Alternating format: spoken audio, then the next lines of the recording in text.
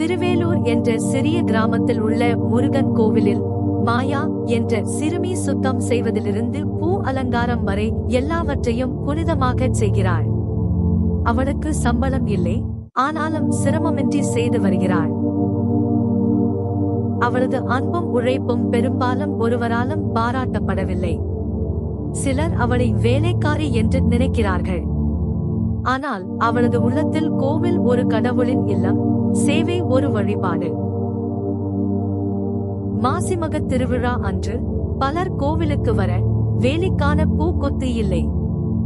எல்லோரும் தயக்கம் காட்ட மாயா தனியாகவே மழையில் நனைய வேண்டிய பூக்களை தேடச் செல்கிறாள். மழையில் அவள் நடக்கும்போது ஒரு விருந்தினர் வடிவில் முருகன் தோன்றுகிறார். அவர் அவளிடம், ஏன் இப்படி நனைந்து வருகிறாய் என்று கேட்கிறார். மாயா, இது என் சேவை என்று புன்முறுவலுடன் பதிலளிக்கிறாள்.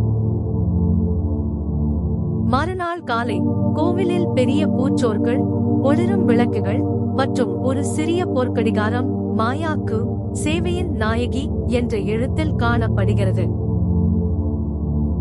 இந்த கதை நமக்கு நினைவூட்டுகிறது, நம் சேவையை உலகம் காணாமலும் இருக்கலாம், ஆனால் இறைவன் காணாமல் இருக்க முடியாது.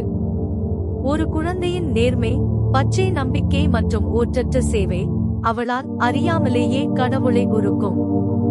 சேவை என்பது வெறும் கடமை அல்ல, அது ஒரு தெய்வீகமான வழிபாடாக மாறும். அந்த சேவை மனசு தூய்மையானால்